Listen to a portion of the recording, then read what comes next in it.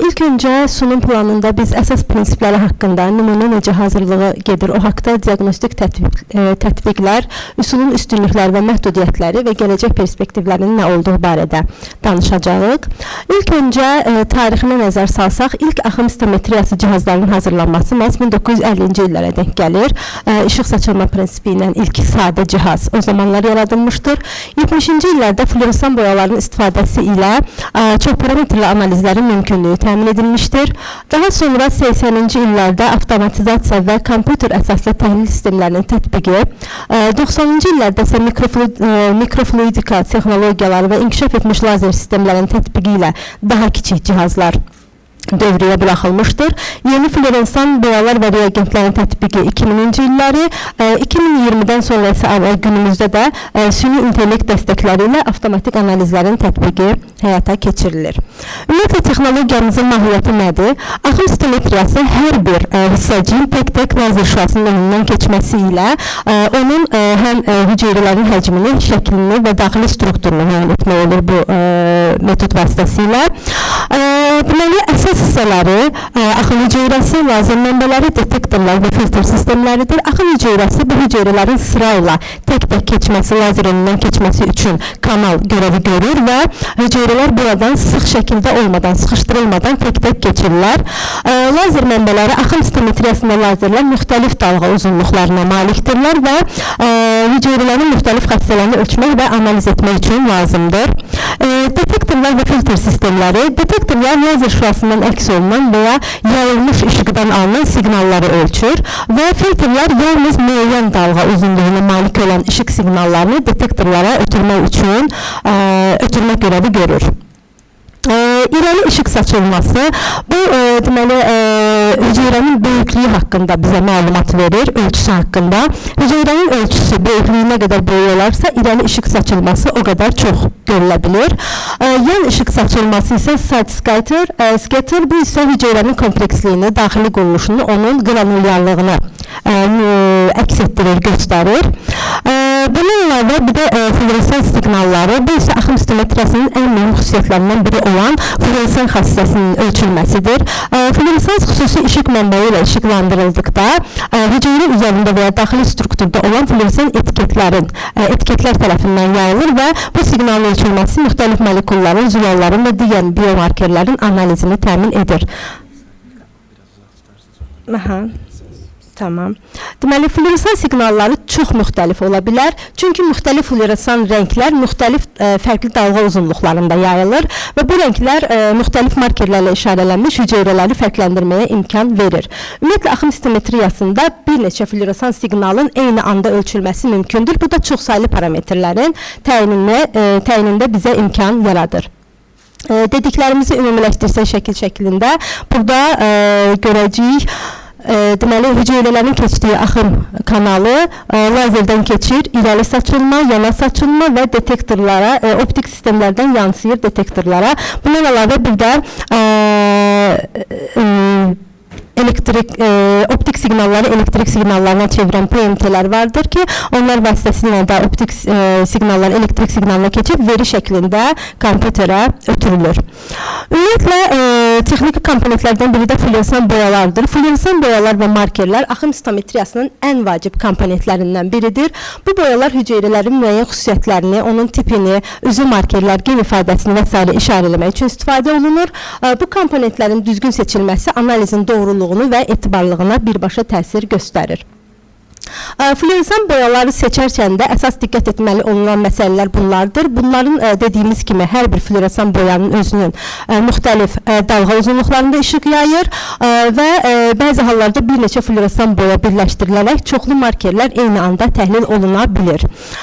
Fluoresan işıq təsirinin gücü də nəzərə alınmalıdır. Ümumiyyətlə, boyaların intensivliyi nə qədər yüksək olarsa, o zaman daha yaxşı fluoresan işıq saçır. Lakin parlaq boyalar seçilərsə, çox parlaq boyalar seçilərsə, bu zaman digərlərinin işığını da boğaraq qarışıqlığa səbəb ola bilər.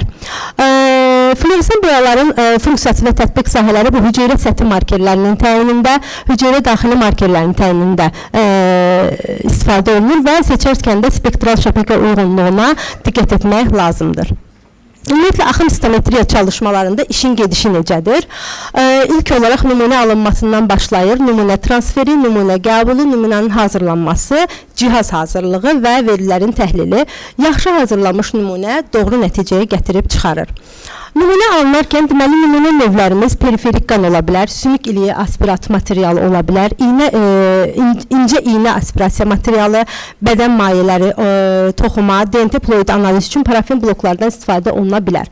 Hər bir nümunədə hüceyrə sayı və paylanması dəyişkəndir və nümunə həcmləri də dəyişkəndir və çoğu zaman gördüyümüz kimi dəyərli nümunədir, hansı ki təkrarı istəmi çox da belə deyək, mümkün olmayan nümunələrdir və bu nəzərə alınmalıdır işləm olunarkən. İstək kağızında da nümunə növü mütləq göstərilməlidir. Antikoagulyant seçimində ETA, heparin yoxsa sitratlı antikoagulyant seçilməlidir sualına cavab versək, nümunə növü daşıma, saxlama tələbləri və nümunənin hazırlanmasından asılıdır. Periferik qanda axım stometriyası üçün qəbul edilən antikoagulyantlar hər üçü qəbul oluna bilir. Amma eyni nümunə həm axım stometriyası, həm də tam qan sayımı ilə leykosit diferensiyasiya üçün istifadə ediləcəksə, ETA-ya üstünlük verilir. ASD maye formada olduğu üçün limfosit alt qruplarının təyinində tövsiyə edilir kimi düşüb də əslində edilmir. Orada hərf səhvi var.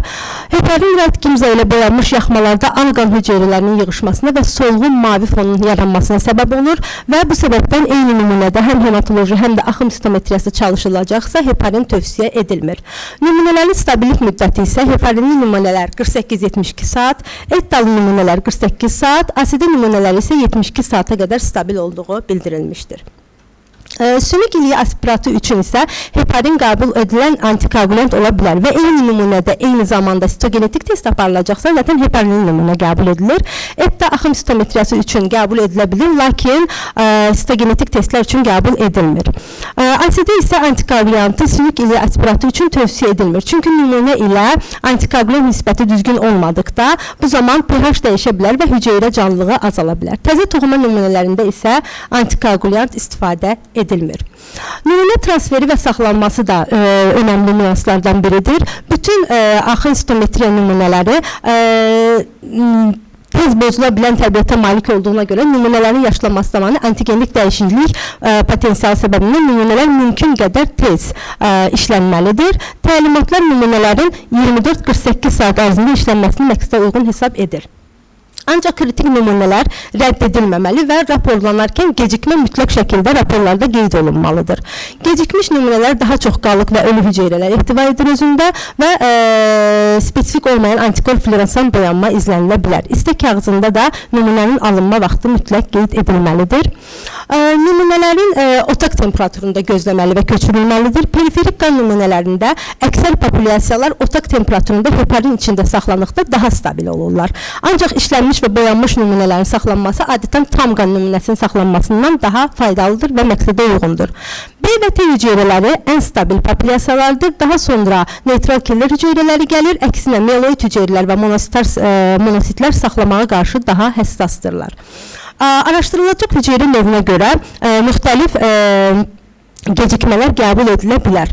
Antikoagulyant və potensial fiksasiya addımlarının fərdi hüceyrə göstəricilərin ifadəsinə təsiri əhəmiyyətli dərəcədə dəyişdiyindən antikoagulyant istifadəsində saxlama müddətində və temperaturunda stabillik, sabitlik çox vacibdir. Qəbulu zamanı ilk öncə gözlə qiymətləndirmə edərkən hemoliz və laxta görülürsə, mütləq şəkildə bu qeyd olunmalıdır, tüp səviyyəsinə diqqət edilməlidir, uyğun olmalıdır və qeyd edilməlidir. Ekstremal temperatur təsirinə məruz qalma halları izlənməli, transferdə data logger istifadə edilməlidir. Tam qan sayım cihazında leykosit sayımı aparılmalıdır. Hər bir tüp üçün analizdə istifadə ediləcək nümunə miqdarı leykosit üçün deməli 1 kub millimetrdə 0,2 milyona qədər olmalıdır.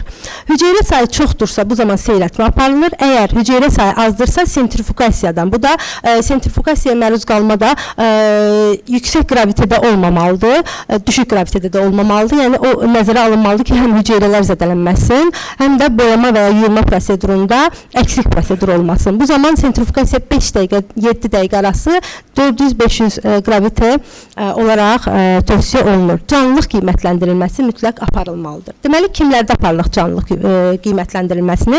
48 saatdan çox gözləyən nümunələrdə, bədən mayeləri və toxumalarında, daşıma və ya saxlama şəraiti ilə bağlı şübhə varsa, kimyaterapiya, radioterapiya alan xəstələrdə qiymətləndirilir. Canlılıq boyalarımız isə 7 aminoaktinomitsin və propedium iodid və s.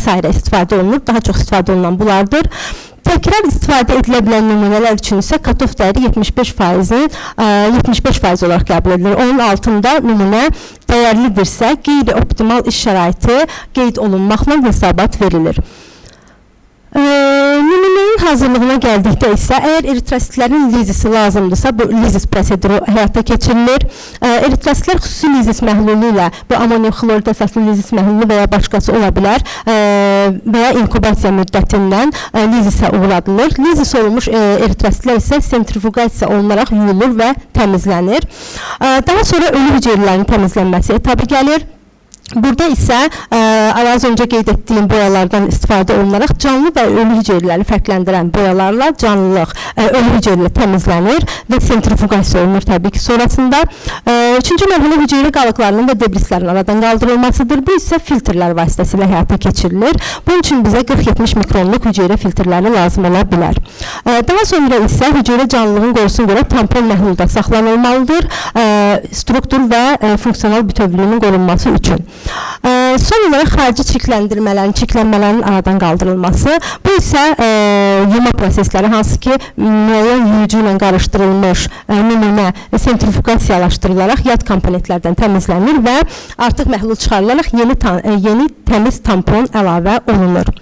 Boyaları seçərkən az öncə qeyd etmişdim ki, hər boyanın özünün fərqli dalğa uzunluqlarında fərqli rəngdə boyalar vardır və seçərkən də mütləq bu nəzərə alınmalıdır. Bir hədəf molekul üçün tək boya istifadə edilə bilər və ya bir neçə fərqli molekulun aşkarlanması üçün fərqli boyalardan istifadə oluna bilər. Çox sayılı boyama zamanı isə spektral üst-üstə düşmədən qaçınmaq lazımdır və boyaların qeydiyyatı mütləq aparılmalıdır. Hər boya spesifik antikor ilə birləşdirilməli və analiz üçün düzgün konsentrasiyada olmalıdır. Hüceyrələr boyadan sonra müəyyən olmuş müddətdə inkubasiya olunurlar. İnkubasiya zamanı nümunələr sabit, stabil temperaturda saxlanılmalıdır. İnkubasiya bitdikdən sonra isə artıq boyanın aradan qaldırılması üçün yuyulma prosesi başlayır. Yuyulma prosesində isə tampon seçimi olmalıdır, düzgün tampon seçimi. Daha sonra sentrifugasiya ilə yuyulma aparılıb, son hazırlıq olunub, saxlanılır analiz üçün. Analizdən öncə isə cihaz hazırlığına mütləq baxılmalıdır. Axım stometriyasının kalibrasiyası və optimizasiyası dedikdə, axım stometriyasının düzgün işlənməsi və etibarlı nəticələri verməsi üçün, təqdim etməsi üçün müntəzəm olaraq kalibrasiya və optimizasiya işləri həyata keçirilməlidir. Deməli, kalibrasiya dedikdə cihazın və detektorların doğru işləməsini təmin etmək üçün lazımdır. Bu bizə və kalibrasiya prosesi, lazer şüasının kalibrasiyası, optik sistemin tənzimlənməsi və mütəxəssis testləri vasitəsilə həyata keçirilir. Optimizasiya isə cihazın ümumi performansını və məlumatların düzgün alınmasını təmin etmək üçün tətbiq olunan təkmilləşdirmə prosesidir. Siqnal gücünün optimizasiyası, təkrarlanabilirlik və hüceyrə populyasiyalarının təyini həyata keçirilməlidir. Daha sonra isə veri təhlili və keyfiyyət nəzarəti olunur. Bunun üçün də skater plotlar və histogramlar vardır. Çox dəyişənli təhlil və keyfiyyət nəzarəti olunur. Diagnostik tətbiqə gəldikdə haralarda tətbiq olunur? Axım stometriya hematologiya sahəsində, immunologiya, transplantasiya, allergiya, mikrobiologiya və onkologiya sahələrində tətbiqi vardır. Hematologiya sahəsində deməli leykemiya və limfomaların diagnostikasında istifadə oluna bilər və xərçəng hüceyrələrinin həm səthi markerlərinin analizi, xəstəliyin subtip təsnifatı və müalicənin planlaşdırılması üçün istifadə oluna bilir. Minimal rezidual xəstəliyin aşkarlanması zamanı istifadə oluna bilir. Bu da müalicədən sonra qalan mikroskopik səviyyədəki xərçəngin təyinində hüceyrələrin aşkarlanmasında bizə köməklik göstərir. Hansı ki 10.000 normal hüceyrə içərisində bir xərçəng hüceyrəsinin təyini məhz bununla oluna bilir. Bundan əlavə relaps riskinin qiymətləndirilməsində eyni zamanda istifadə oluna bilər. Eritrosit və hemoglobin analizlərində retikulositlərin aşkarlanması, talassemiya və oraq hüceyrəli anemiyada, trombosit analizlərində hansı ki trombosit sayının və funksiyasının qiymətləndirilməsi, trombositlərin aktivləşməsinin ölçülməsi, müalicə planlaşdırılmasında axın öz yerini tapır. Multiparametrik hüceyrə analizi və hematoloji tədqiqatlar və klinik sınaqlarda da axın istifadə oluna bilir. Onkologiyada isə xərçəng hüceyrənin fenotiplənməsi, biomarkerlərin xərçəng kök hüceyrələrinin ayrılması və ya erkən diagnostika üçün sirkulyasiya edən şiş hüceyrələrinin analizi, hədəf terapiyaları üçün biomarker profili yaratmada, törəmə və metastazın tədqiqi zamanı metastaz potensialını qiymətləndirmədə, hüceyrə miqrasiyasının təhlilində istifadə olunur, apoptoz və hüceyrə ölümü analizinin dəyərləndirilməsində istifadə oluna bilir. Onkologiyada buna əlavə immunoterapiyanın monitoringində, hansı ki CAR-T hüceyrə terapiyasının effektivliyinin qiymətləndirilməsində istifadə edə bilərik. Şiş mikromiyotinin analizi, immun hüceyrə populyasiyalarının təyin olunması, digər klinik sınaqlar, hansı ki dərman effektivliyinin test edilməsi, yeni biomarkerlərin tapılması zamanı axın istifadə oluna bilər. Son zamanlar mikrobiologiya və yoluxucu xəstəliklər sahəsində də axın adı eşidilir. Bakteriya və göbələklərin identifikasiyasında, hansı ki hüceyrə səthi antigenlərin analizi ilə bakteriya və göbələklərin növlərini müəyyən etməyə imkan verir, identifikasiyasına imkan verir. Antibiotika qarşı davamlılıq testlərinin viral infeksiyalardan daha çox HIV-in CD markerlərinin təyinində istifadə oluna bilir. Transplantasiya sahəsində HLA uyğunluğunun təyinində CAR-T hüceyrə terapiyası, immun sistemin izlənməsi, immun injeksiyonun zamanında erkən aşkar edilməsi, hematopoietik kök hüceyrə transplantasiyasında da istifadə olunur. Allergiya və hipersensitivlik reaksiyalarında, deməli, allergenə spesifik immunoglobulin Y analizində istifadə oluna bilir, hansı ki allergik reaksiyaların səbəblərini və gücünü müəyyən etməyə kömək edir və immunoglobulin Y səviyyələri ölçülərək allergiya diaqnozu dəqiqləşdirilir. Bazofil aktivasiya testləri, immunoloji profilin təyini və allergenlərin ştab və variantlarının aşkarlanması zamanı axın istifadə edilə bilir. Hər metodun, hər texnologiyanın üstünlükləri və məhdudiyyətləri olduğu kimi axın istometriyasının da özünə məxsus üstünlükləri və məhdudiyyətləri vardır. Üstünlükləri dedikdə bu sürətli analiz olması, eyni anda çox saylı parametrlərin ölçülə bilməsi, yüksək həssaslıq və dəqiqlik, hüceyrə funksiyalarının inkişafı və izlənməsi və fərdi və klinik tətbiqlərə uyğunluq. Məhdudiyyətləri isə ən böyük məhdudiyyətlərindən biri həm nümunə həssaslığı olmasıdır, bahalı avadanlıq və sərfiyyat texnoloji və metodoloji məhdudiyyətləri, təlim və mütəxəssis bacarıqları, sərhədli fluoresan işarələri və çarpaz reaksiyalar. Yeniliklər və perspektivlər nədir? Yeni fluoresan markerlər və çox ölçülü analizlərin tapılması və ya belə deyək, axın daxil edilməsi, təkmilləşdirilmiş spektral kəşfiyyat, deməli, maşın learning və süni intellektin axın stometriyasına uyğulanması, hansı ki veri analizləri avtomatlaşdırıla bilər, burada insan faktoru biraz daha geriyə düşür, dərin öyrənmə və proqnozlaşdırma və xəstələrin aşkarlanması baxımından belə deyim, insan faktorunu daha geriyə alıb, daha köməkçi funksiyada iştirak edə bilər. Mikrofluidika və nanotexnologiyalarla inteqrasiya isə bitirirəm sonuncularda. Mikrofluidikanın və nanotexnologiyaların tətbiqi məhz daha kiçik, daha portativ cihazların və daha kiçik nümunələrlə işləmə qabiliyyətinin artmasına gətirib çıxara bilir. Ümumiləşdirəsi olsaq, axın istometriyası tibbdə və biotexnologiyada geniş imkanlar yaradaraq, deməli, tədqiqatçıların və klinik mütəxəssislərin hüceyrə səviyyəsində daha geniş araşdırmalar etməsinə gətirib çıxarır və belə deyək, axın istometriyası hüceyrələrin gizli dünyasına açılan bir pəncərə olaraq gələcəkdə tibb və biotexnologiyada inqilabi dəyişikliklərə imza atacaq və xəstəliklərin erkən diaqnozunu və fərdi müalicə yanaşmalarını daha da təkmilləşdirəcək. Diqqətinizə görə təşəkkürlər.